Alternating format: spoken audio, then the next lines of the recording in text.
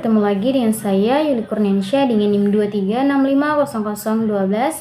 Saya dari kelas A, Prodi Teknik Informatika, Fakultas Teknik Universitas Dayanu Iksanuddin. Oke, saya akan melanjutkan pembahasan dari review materi dalam mata kuliah Manajemen Proyek Teknologi Informasi. Oke, lanjut saja pada pembahasannya. Oke, di sini ada ya PPT-nya dengan judul Fase Perencanaan Proyek Teknologi Informasi. Oke, di sini saya sudah menyiapkan PPT yang saya sudah review. Oke, lanjut kita akan membahas di sini. Yang pertama ada fase perencanaan proyek teknologi informasi.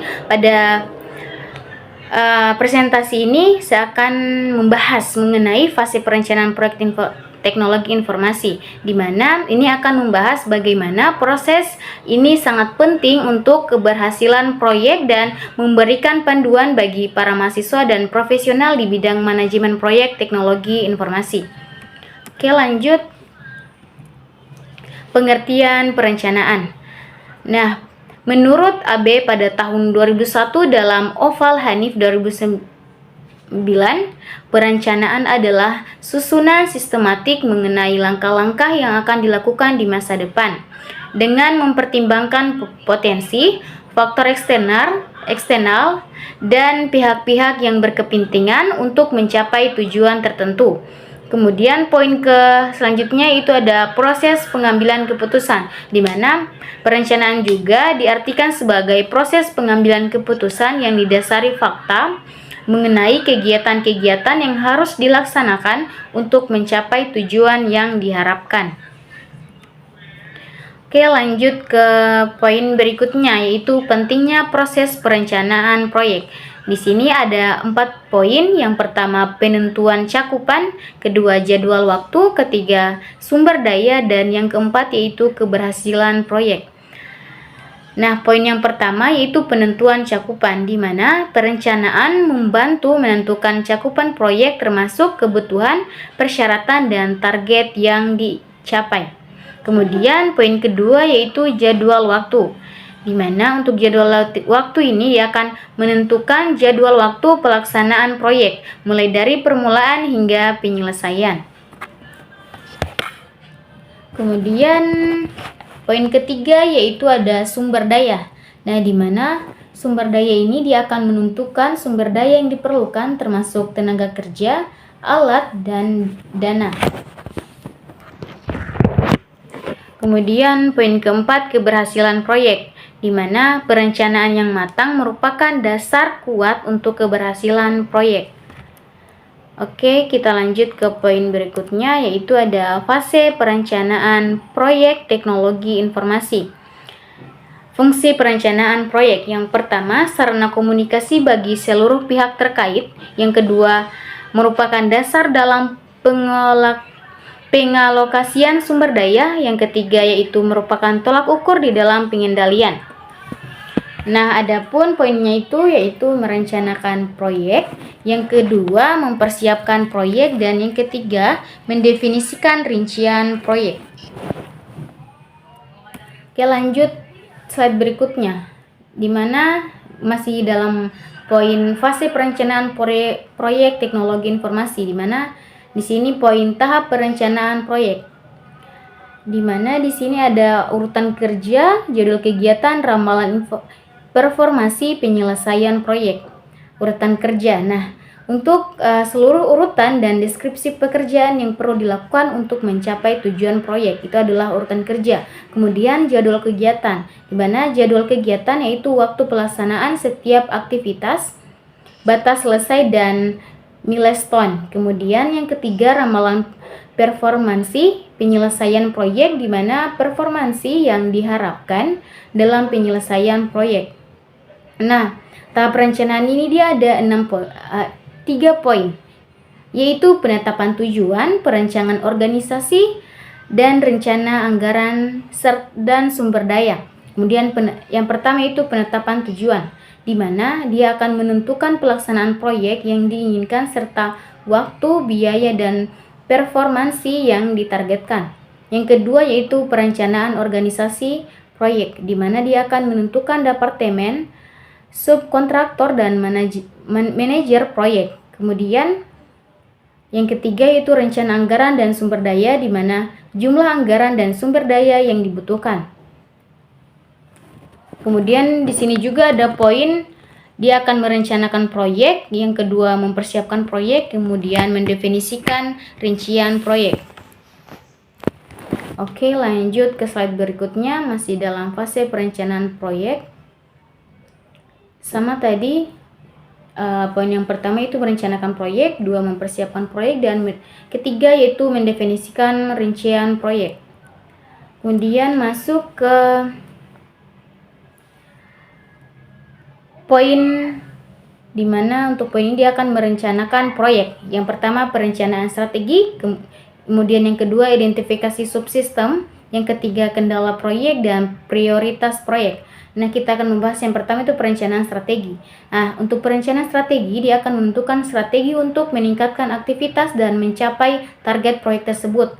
Yang kedua, poin kedua yaitu identifikasi subsistem, di mana dia akan mengidentifikasi bagian-bagian proyek berdasarkan hasil fase definisi. Kemudian kendala proyek. Nah, untuk kendala proyek ini dia akan menetapkan kendala yang mungkin dihadapi seperti batasan dana, waktu, dan peraturan. Kemudian poin keempat yaitu prioritas proyek, di mana dia akan menentukan prioritas dan fokus utama dalam pelaksanaan proyek. Oke, lanjut ke poin selanjutnya. Di sini ada perencanaan strategi. Nah, untuk perencanaan strategi ini bertujuan untuk memperbaiki kelemahan atau masalah yang ditemukan pada fase definisi.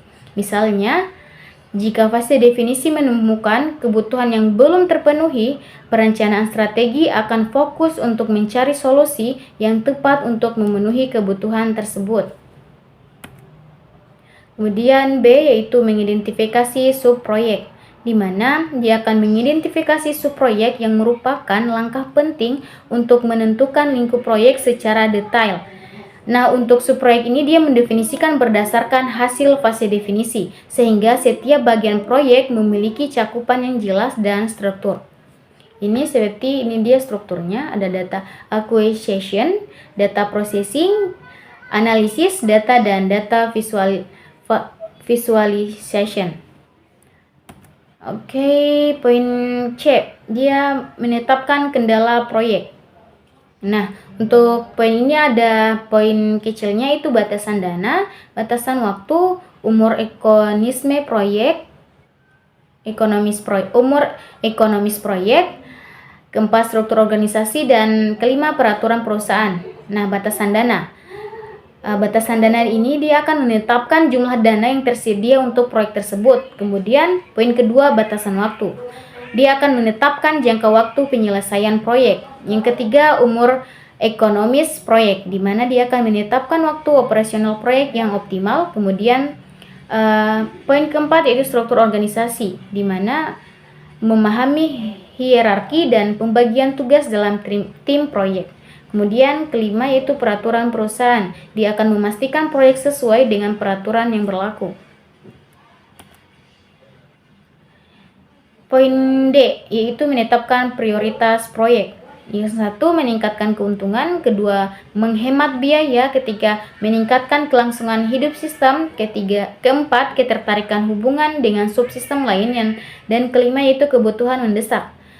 Yang pertama meningkatkan keuntungan. Nah, untuk meningkatkan keuntungan dia akan menetapkan jumlah dana yang tersedia untuk proyek tersebut. Kemudian menghemat waktu, dia akan menetapkan jangka waktu penyelesaian proyek. Kemudian meningkat kelangsungan hidup, yaitu menetapkan waktu operasional proyek yang optimal. Kemudian ketertarikan hubungan dengan subsistem, yaitu memahami hierarki dan pembagian tugas dalam tim proyek. Kemudian kebutuhan mendesak, dia akan masuk ke slide berikutnya, yaitu ada poin menetapkan proyek prioritas. Yang pertama ada manajemen tidak berminat dan menunjukkan kebanggaan.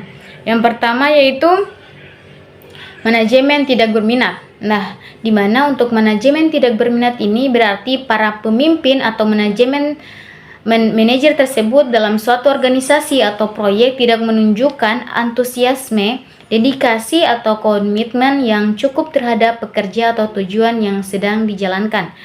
Kemudian ada poin menonjolkan kebanggaan, di mana berarti secara berlebihan atau tidak proporsional menampilkan atau menekankan pencapaian atau keberhasilan, di mana seringkali tanpa memperhatikan detail atau konteks yang lebih luas. Oke, masuk ke poin berikutnya, itu mempersiapkan proyek. Nah, untuk mempersiapkan proyek di sini dia ada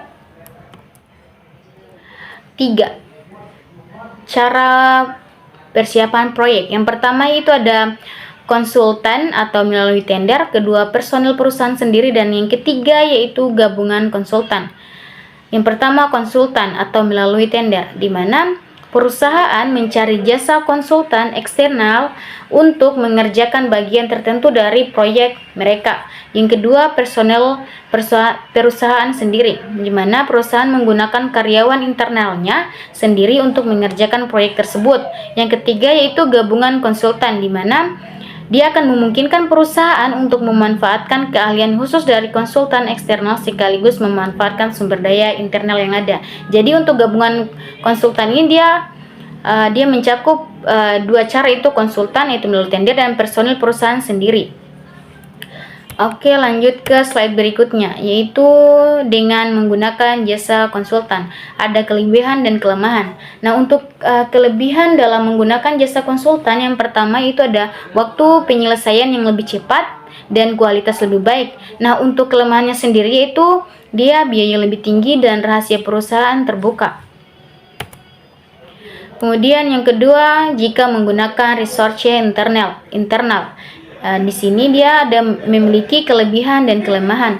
Untuk kelebihannya yaitu biaya lebih rendah, yang kedua rahasia perusahaan terjamin.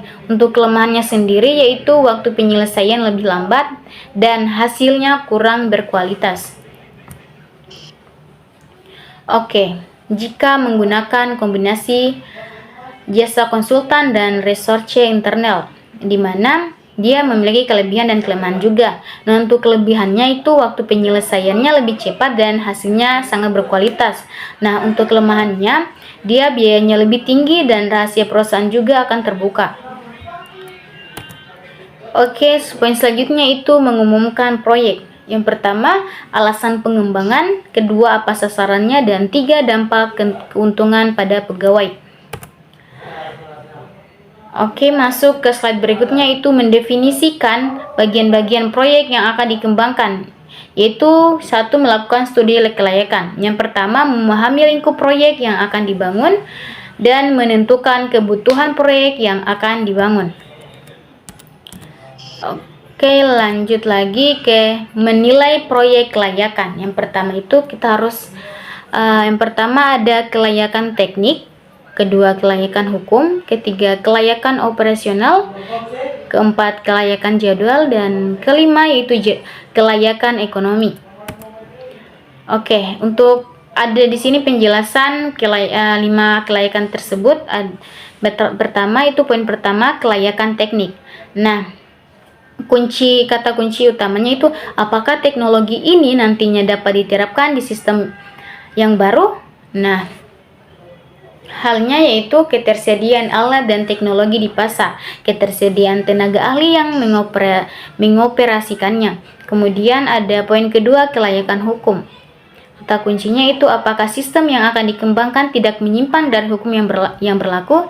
Nah, jadi prosedur yang digunakan pada sistem. Yang kedua, teknologi jaringan yang digunakan. Yang ketiga yaitu kelayakan operasi. Kata kunci apakah sistem nantinya dapat diterapkan di dalam organisasi perusahaan. Kemudian kemampuan personil, ketiga kemampuan operasional sistem, dan yang keempat kemampuan efisien dari sistem pengendali. Poin keempat, kelayakan jadwal. Nah, di sini ada dapatkah sistem nantinya dikembangkan sesuai waktu yang telah ditetapkan. Kedua, memanfaatkan waktu dengan efisien. Perhitungan pembuatan jadwal harus sesuai kemampuan sumber daya manusia. Dan yang ketiga itu alat bantu yang dapat digunakan, yaitu PERT, di mana Program Evaluation and Review Technique. Gen Microsoft Project Work Breakdown Structure atau WBS, dan matriks tanggung jawab serta jaringan kerja. Kemudian poin kelima itu kelayakan ekonomi, di mana apakah sistem yang dikembangkan dapat dibiayai dan menguntungkan, besarnya dana yang diperlukan dan manfaat yang diperoleh apabila dibandingkan dengan biaya pengembangan.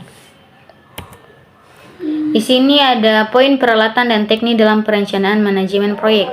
Itu tadi ada PRT chart, di mana PRT chart ini adalah model jaringan grafis yang menggambarkan tugas-tugas proyek dan hubungan antara tugas-tugas tersebut.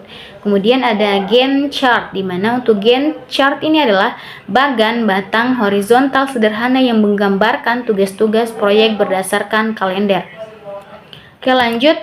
Di sini ada gambar PRT chart. Di sini kita bisa lihat ada inisiasi proyek, tahap persiapan, analisis masalah atau resiko, analisis kebutuhan, analisis keputusan, desain, perencanaan sistem, serta implementation.